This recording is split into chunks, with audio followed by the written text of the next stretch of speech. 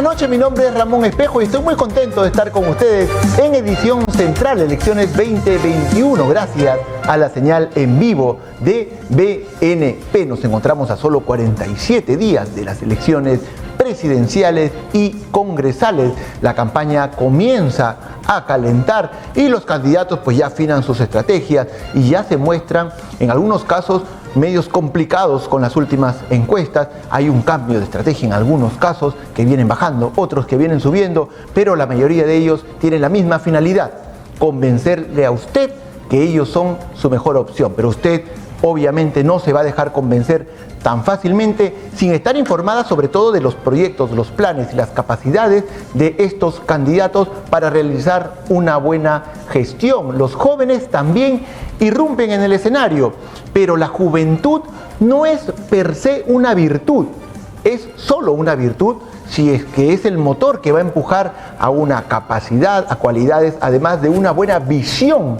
de país, y que eso, evidentemente acompañado de la fuerza de la juventud, recién se convertiría en una virtud y recién se convertirían en una buena opción para elegirlos y sobre todo para tener un buen peso de jóvenes dentro de este Parlamento. Precisamente hoy vamos a tener a dos jóvenes candidatos. Ya nos encontramos con el primero de ellos. Él es Rogelio Ramos y postula con el Frente Amplio con el número 8. Bienvenido, Rogelio.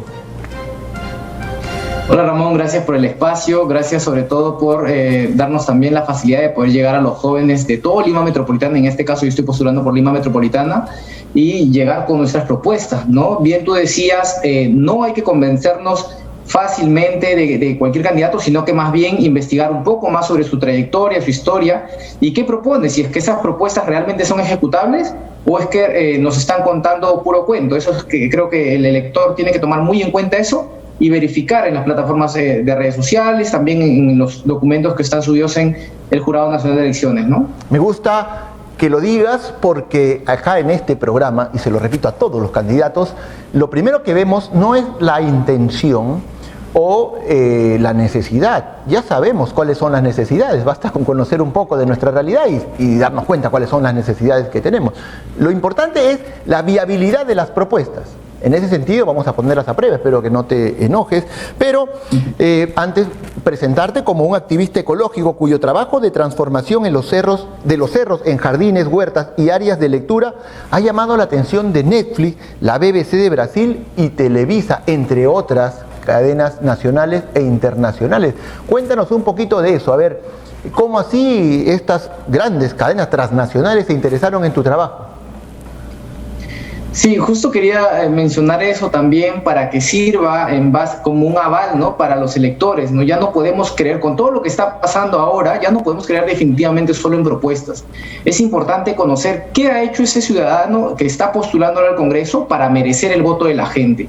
Y desde ahí yo los invito a que todos visiten mis redes sociales como Rogelio al Congreso y que conozcan, que verifiquen ahí ustedes mismos el trabajo que hemos desarrollado en estos 10 años. No es un año de trabajo, no son 2 años, son 10 años de trabajo para poder llevar una verdadera propuesta de transformación social que 10 años dices de trabajo a través de nuestra agenda social y ecológica, ¿no?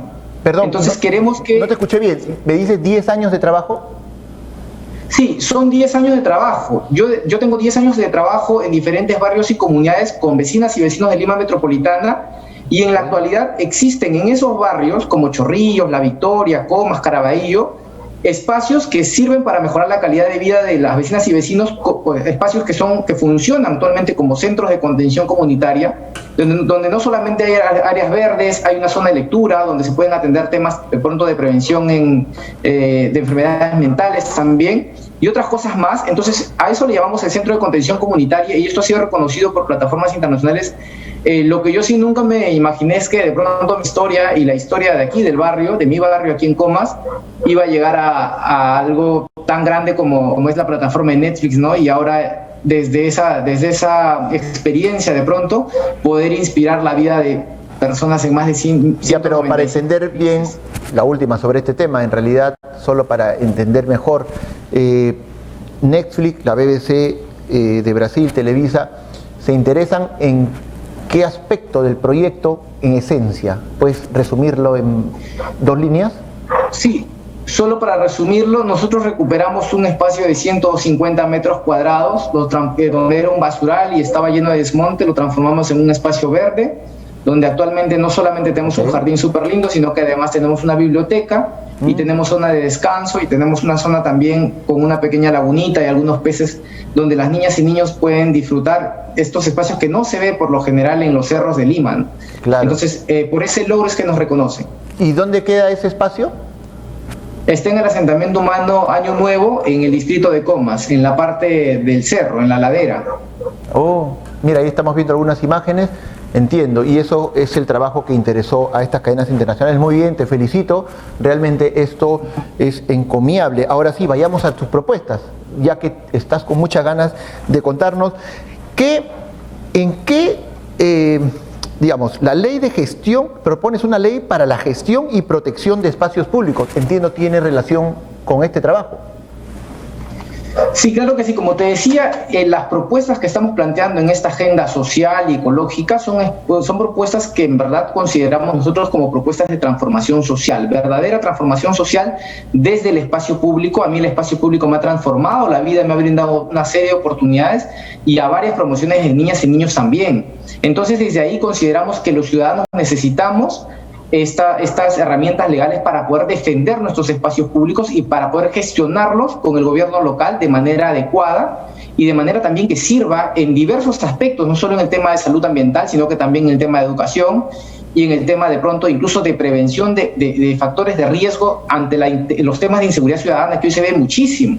Te cuento que antes de que exista este espacio aquí en mi barrio, de hecho el entorno también no se veía tan agradable, entonces eso traía pues de pronto a personas que se paraban en las esquinas a fumar, muchas veces a robar, y esto poco a poco ha ido cambiando también en la medida que los mismos vecinos empezaron a ejecutar este espacio, ¿no? Ya, pero entonces, a ver, eso es importante. Rogelio, la pregunta en este caso, y me gusta la intención de la propuesta, claro, claro. ¿Cómo lo lograrías desde el Congreso? Porque evidentemente existen muchos espacios públicos que son perfectamente aprovechables, pero la cosa se complica cuando decimos, y desde el Congreso, ¿cómo es que podemos utilizar esos espacios y hacerlos y transformarlos?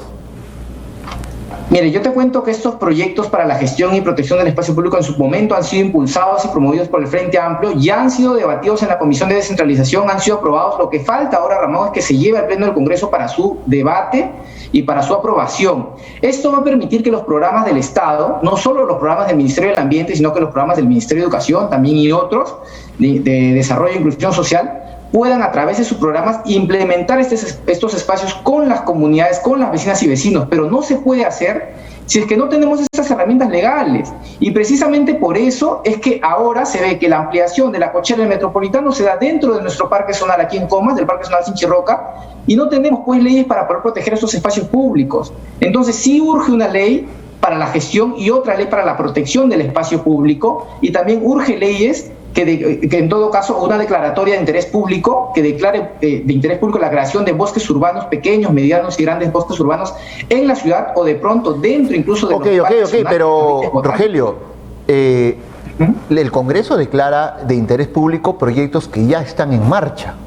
No es que yo diga ahorita declaro de interés público que se conserve este parque porque sí. Es decir, el Congreso utiliza esa figura de declarar y que además es una figura, y déjame decirte, Rogelio, muy retórica. Muy pocas veces sirve para algo declarar de interés nacional, muy pocas veces. Así es. Entonces, digamos, si la solución es declarar de interés público algo, estamos careciendo de aterrizar en algo concreto, porque es como declarar la ley. Yo lo que estoy hablando es de trabajarlo de manera progresiva. Primero la aprobación de esta ley que ya ha sido aprobada, como te digo, por la Comisión de Descentralización, para poder primero defender algo que es urgente. No se pueden traer abajo la mitad del Parque Zonal Sinchirroca de Comas. Necesitamos esas herramientas legales pronto y ya, porque el gobierno local de acá, la municipalidad de Comas, tampoco está haciendo nada para poder defender este espacio público que en verdad nos sirve y nos aporta muchísimo al distrito. Ok, acá hay otra propuesta que me parece interesante. Eso, ¿no? Rogelio, perdóname que te corte. Sí. Me disculparás que estamos un poquitito corto de tiempo, pero ya te hemos entendido la idea. Vamos a la siguiente propuesta, ¿te parece? Así es. Dice, ley para la creación de un parque botánico nacional. Permíteme ahí sí discrepar en un punto, o en todo caso, de repente ignoro ya cómo tú lo piensas hacer y espero que me lo cuentes. Pero hasta donde yo sé, el Congreso no tiene la facultad de crear algo. Es como decir, acá falta un puente, porque falta, y no es que creo la ley de creación de este puente. O sea, el Congreso no tiene esa iniciativa de gasto. ¿Cómo pretendes fomentar la ley para la creación de un parque botánico nacional? O de repente encontraste otra forma y nos gustaría que nos cuentes. Mira, para que quede claro, yo tengo, de hecho, al igual que todos sabemos que no tenemos capacidad de gasto, exacto, todas estas propuestas son gestadas no solo desde mi candidatura, sino que también desde el plan de gobierno del Frente Amplio, y son propuestas que van a ser ejecutadas a través del fortalecimiento o la ejecución de algunos programas y planes de las diferentes carteras. O sea, tenemos el Plan Nacional de Enfoque Ambiental, que a través de este plan y a través de la programática que tiene todo esto, a mediano o largo plazo, se pueden establecer no solamente un parque botánico, un jardín botánico aquí en Lima Metropolitana en todo caso, sino que también bosques urbanos. Entonces estamos diciendo pues aprobar esta ley para que efectivamente se pueda otorgar financiamiento mediante este programa. Nosotros ya vamos cuadrando la idea. Creación, ¿no? Claro, es decir, ustedes proyectan que en un eventual gobierno del Frente Amplio, el Ejecutivo, que en este caso, según la idea que ustedes tienen, o en este caso el objetivo, es que el Ejecutivo ejecute efectivamente la creación de un parque y ustedes promover de pronto la protección y declararlo de interés general. Más o menos así sería la figura, ¿verdad? Así es, y tomando como normativa el Plan Nacional de Enfoque Ambiental, ¿no? Que no solamente está a nivel del Ministerio del Ambiente, sino que también a nivel del Ministerio de Educación.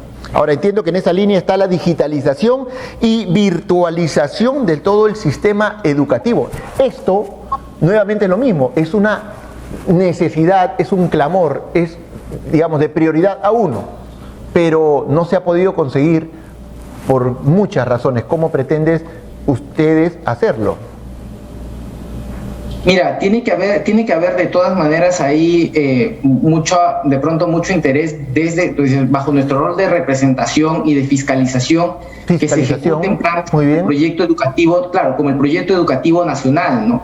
Claro. O sea, que ya han establecido los lineamientos hasta el 2036 y lo que nosotros tenemos que hacer en ese caso es fiscalizar que eso se cumpla. Si ya sabemos que ha incluido dentro de esto el enfoque de género, el enfoque ambiental, el enfoque cultural, el tema tecnológico también, y presionar más allá de, políticamente. Todo el mundo habla de, disculpa. Presionar políticamente para que se cumplan estos proyectos. Así es, y yo creo que en la mayoría de debates y en la mayoría de propuestas han escuchado pues utilizar la red de fibra óptica y de pronto incluso yo creo que a estas alturas ya se debería declarar el Wi-Fi, el Internet como un servicio básico. Realmente esto restringe el derecho a la información incluso de muchísimos estudiantes a nivel nacional. Y más allá de la digitalización, yo sí ponía mucho énfasis en el tema de virtualización, porque no solo el tema compete a entregar tablets y lo que fuere para los maestros, sino que también va mucho más allá de eso, de ofrecer plataformas virtuales que hagan que esas sesiones de aprendizaje sean más eficientes, no solo para los docentes, sino que también para los estudiantes. Yo tengo en mi equipo de campaña a varias docentes que han trabajado conmigo en estos 10 años y que me dicen, Rogelio, me demoro 2 horas en resumir esa sesión de aprendizaje para darla durante 15 minutos a mi estudiante y de verdad, si a través de una plataforma virtual yo la podría hacer mucho más rápido. Estamos completamente de acuerdo, en realidad es una necesidad, una prioridad. Sin embargo, como te digo, me preocupa un poco más la viabilidad. ¿Cómo lograr eso? En realidad es tan compleja la situación. Tú bien dices, lo has dicho muy bien, siempre se promete, se promete, pero a la hora de la hora no se logra. Entonces nos gustaría que nos digan cuál es el camino. Este es el camino. Lo que pasa es que esto ya existe, Ramón. Si tú le das una lectura al proyecto educativo nacional, al 2036, estos lineamientos tecnológicos, de pronto trabajar también sobre habilidades blandas, trabajar sobre la persona, de la participación de los estudiantes como individuos dentro de la sociedad, o sea, todos estos temas ya están dentro del proyecto educativo nacional. O sea, no estoy hablando cosas que de pronto nosotros las estemos inventando. Lo que estoy diciendo es que ahí pues falta mucha voluntad política y no la hay.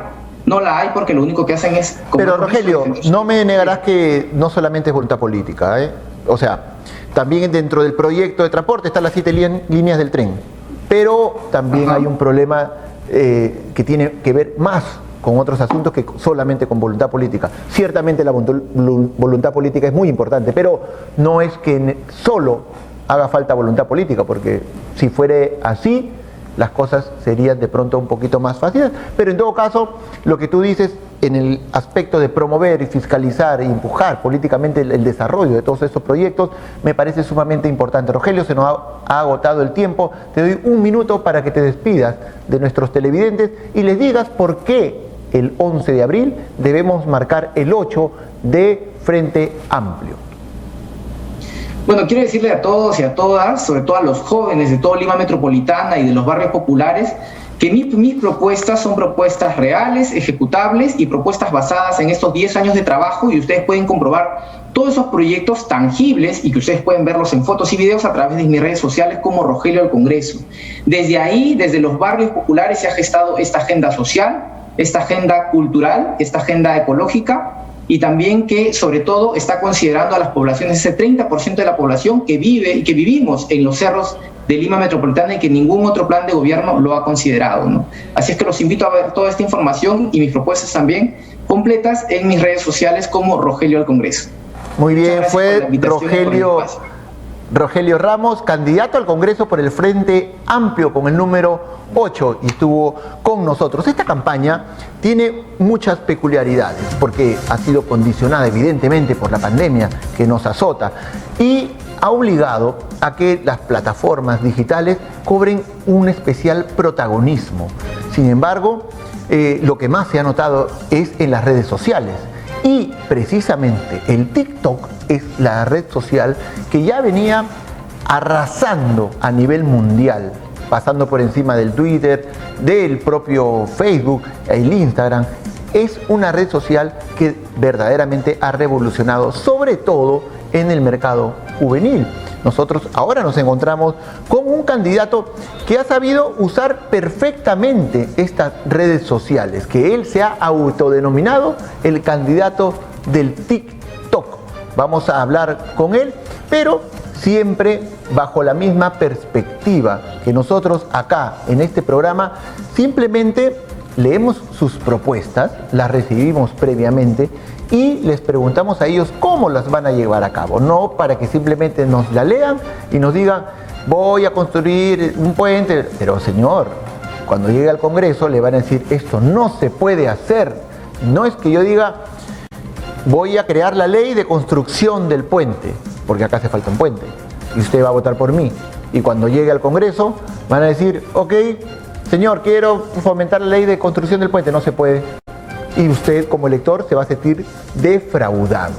Y eso precisamente aquí, en este programa, en Edición Central, les ponemos a prueba esas propuestas para que ellos digan verdaderamente cómo las pretenden hacer y nosotros desde nuestra modesta óptica y desde nuestra pequeña experiencia poder decirles si es que eso es o no es viable, basado simplemente en preguntas. Muchas veces incomodan, pero en realidad lo que tratamos de hacer es simplemente abrir el espectro, abrir el panorama, sobre todo para que usted esté mejor informado y en base a ello elija mejor. Nos encontramos ya con Richard Cayán. Él es del Partido Morado y lleva el número 3. Richard, bienvenido, eres el rey del TikTok. No me pongas el dedo ahí, por favor, Richard.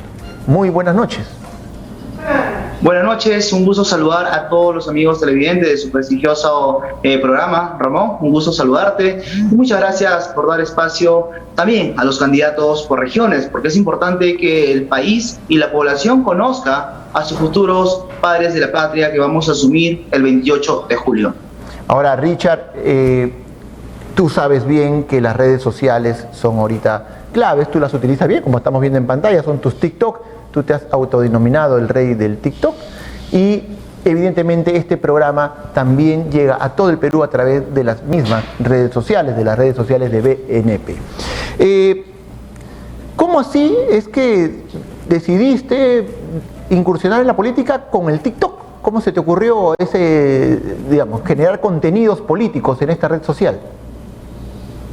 Bueno, en realidad nosotros como jóvenes tenemos una clara desventaja con las personas que en realidad tienen el poder económico, pero nosotros como jóvenes y el recambio generacional que tanto necesita el país es que nosotros tenemos que recurrir a lo que tenemos hoy en día, las herramientas digitales, las herramientas virtuales. Fue un video que con todo el equipo hemos dicho, ¿no? Necesitamos poder hacer algo para que podamos llegar a la población y de una manera creativa, sin usar muchos recursos. Y un punto importante también es que no se ha utilizado, por ejemplo, el tema de otras locaciones, y un video que en realidad agradezco a ustedes y a todos por el apoyo constante que están dando, sobre todo a los jóvenes, porque hoy en día necesitamos verdaderos políticos que puedan contribuir al desarrollo del país y no los políticos dinosaurios o tradicionales que hoy en día vemos y le hacen mucho daño a nuestro país. Vale aclarar que tú eres el número 3 del Partido Morado por Huánuco,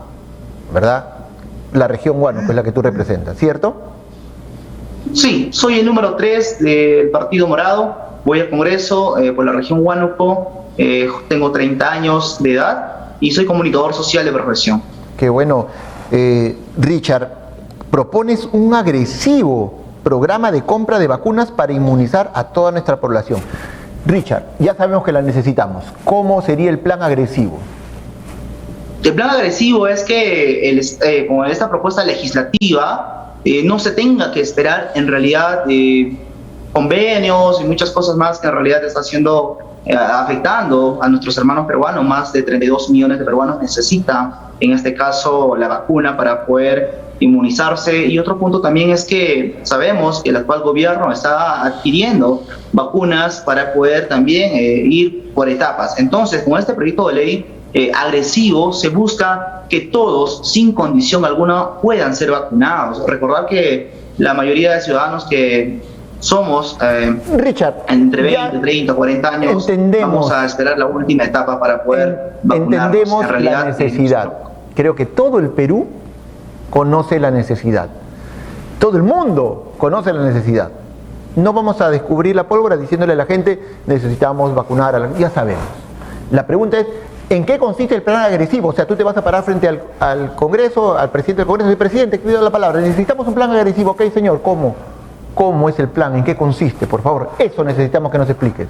Sí, justamente eso estaba explicándolo a grosso modo. Con esta propuesta legislativa, el 28 de julio ya lo tenemos listo, y que con esta propuesta que sea el Estado que pueda adquirir las vacunas de manera total, porque en realidad hoy por hoy nosotros tenemos aquí en el Perú un gran científico que de verdad está contribuyendo bastante al tema de la ciencia, y nosotros somos hombres de ciencia, y que ese señor, que ya es un personaje conocido, pueda facilitar las vacunas. Y no entiendo cómo y por qué el Estado está rechazando a nuestros científicos peruanos. Okay. No necesariamente se tiene que adquirir esas vacunas de Sinopharm, de Pfizer, entre otras, que en realidad estás proponiendo muy caro, promover, pero con esta propuesta agresiva se puede hacer eso.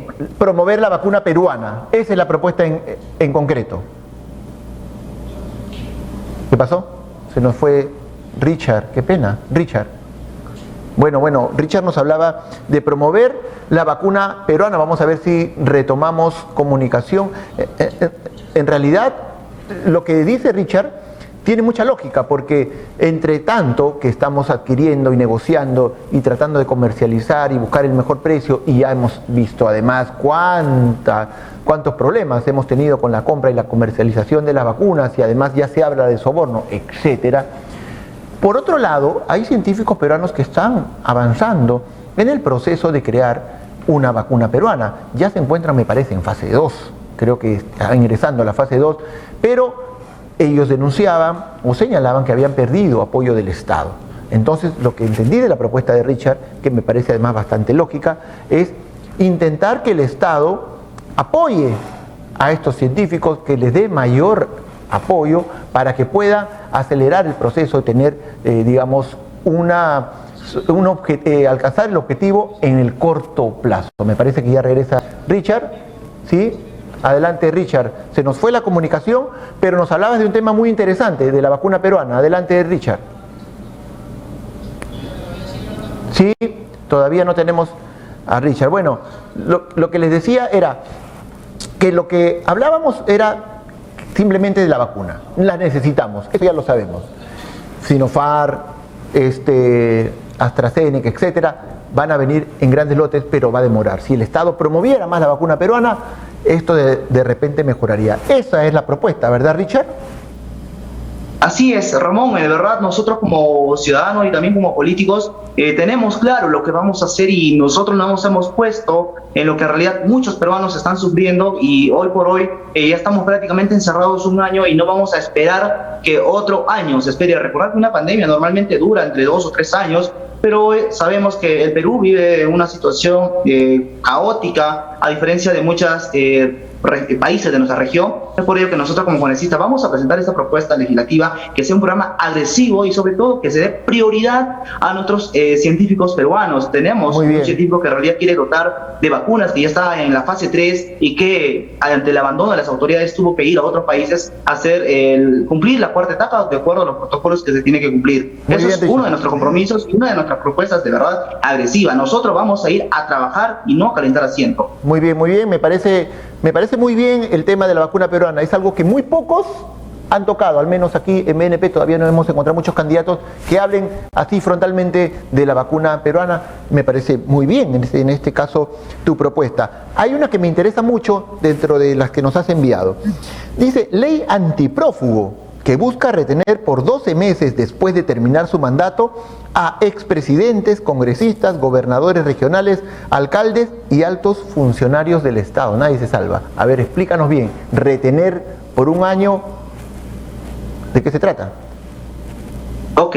Sí, esta es una propuesta de verdad también bien planeada con todo nuestro equipo técnico, una propuesta que lo tenemos listo ya para presentarlo el 28 de julio y muchas veces sabemos y hemos tenido la experiencia de que varios expresidentes, excongresistas, exgobernadores y altos funcionarios, primero desglosemos, primero los que son electos por elección de cargo popular, entonces ellos cuando cumplen su mandato lo primero que hacen es irse a otros países y la justicia en realidad no es justicia, es una injusticia en el Perú y estas personas en realidad se benefician con ese antejuicio político y muchas cosas más que de verdad le hacen mucho daño a la población. Richard. Otro punto importante también, Ramón, es que tenemos que la justicia se encargue realmente. ¿Y para qué? Un punto importante para poder lograr todo esto es que se reforme el sistema judicial y eso en realidad se va a lograr poniendo muy buenas personas. Vamos por partes para no... Tranquilo.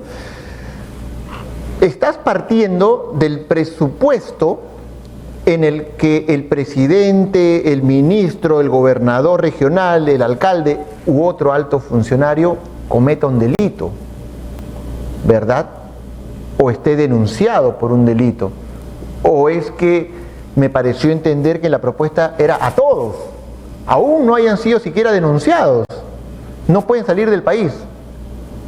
Ok, sí, mira, cuando una persona, una autoridad termina su cargo, hay varias cosas que de noche a la mañana salen y a veces sabemos, y lo hemos vivido en la época de los 90, cuando muchos altos funcionarios en el gobierno, en el primer gobierno de Alan García, han sido de verdad declarados inocentes y pasamos luego 2, 3 años y eso ha dicho un punto importante que son culpables. Entonces, aquí hay un dicho, el que nada debe, nada teme. Entonces, si estos funcionarios, ex autoridades, realmente han hecho las cosas bien, por más que no tengan denuncias, van a tener que estar mínimo un año y que sea la justicia y esperar de repente algunas denuncias de algunos ciudadanos que han visto irregularidades en su gestión, se van a acatar a la ley. Aquí no se trata de que la política es para que ellos se sirvan, la política es servir al pueblo. ¿No estaría yendo un poquito contra la propia Constitución y el principio de inocencia, de presunción de inocencia?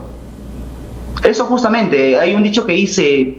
Y lo dice la Constitución, nadie es culpable hasta que se declare, todo es inocente hasta que se demuestre lo contrario. Entonces, nosotros vamos a partir de esta reforma constitucional. ¿Por qué quitarle el derecho a la libertad de salir del país? Si es que partimos del principio de inocencia. Si es que tenemos un alcalde que y nomás te está partiendo. Por ejemplo, un alcalde cumplió su mandato y tiene derecho para después irse con su familia a pasear a otro país, no tiene ninguna denuncia, ¿Cuál sería el problema? Ok.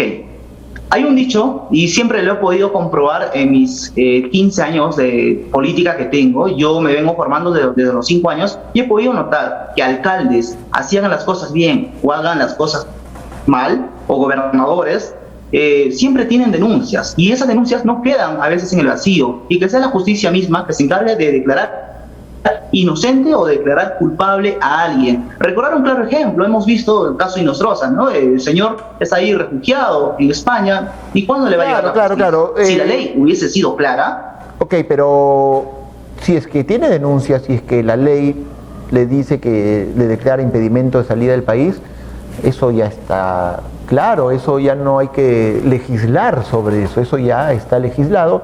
El Poder Judicial además es un poder independiente, no tiene nada que ver con el Congreso, salvo que el Congreso dicta las normas y puede hacer cambios en el Código Civil, en el Código Penal, etcétera. Pero en este momento ya prevé la ley que si hay denuncias y que el Poder Judicial ve que hay indicios claros de corrupción o de delito, una de sus medidas es dictarle impedimento de salida del país, y lo hemos visto en expresidentes, además, que se les ha dictado esa norma. Incluso en la actualidad, salvo el señor Toledo, no hay otro expresidente que se haya ido. Entonces hay tratados internacionales para traerlos. No me queda muy claro, es lo que quería decir, no me queda muy claro la norma, pero en todo caso entiendo que tú la vas a evaluar, la vas a, de pronto con tus asesores, vas a decir cómo darle una mejor forma. Richard, se nos ha acabado el tiempo, me hubiera gustado quedarme más tiempo contigo, de repente el corte nos hizo un daño, pero te comprometo a que nos vuelvas a acompañar y que ahora nos digas por un minuto por qué debemos marcar en Huánuco el número 3 del Partido Morado de Richard Cayán. Adelante. Sí, Ramón, en primer lugar, agradecer por la entrevista, también la situación en la que estamos viviendo. Nosotros nos encontramos recorriendo nuestra región y hay un punto importante que también en una próxima entrevista lo vamos a poder explayar, y una de nuestras propuestas legislativas es declarar el Internet como un bien público. Ya habrá un momento de poder explicarlo y podemos ver las debilidades y la desigualdad en la brecha digital. Motivo de ello que se cortó la parte del Zoom con la entrevista. Y ahora, ¿por qué deben votar por Richard Cayán en Huánuco? Richard Cayán es hijo de padres agricultores, nació en el campo, ha sido parlamentario joven por la región Huánuco y tiene experiencia en el sector público y en el sector privado. Soy una persona que va a ir al Congreso desde el 28 de julio a trabajar las 24 horas del día, los 7 días de la semana, y no voy a ir a calentar asiento y no voy a decepcionar la confianza que me va a dar el pueblo. Soy Richard Cayán, voy al Congreso con el número 3 por el Partido Morado, un hombre trabajador que ha salido desde abajo y que va a cambiar la historia del Perú, y más aún poder reivindicar y que la población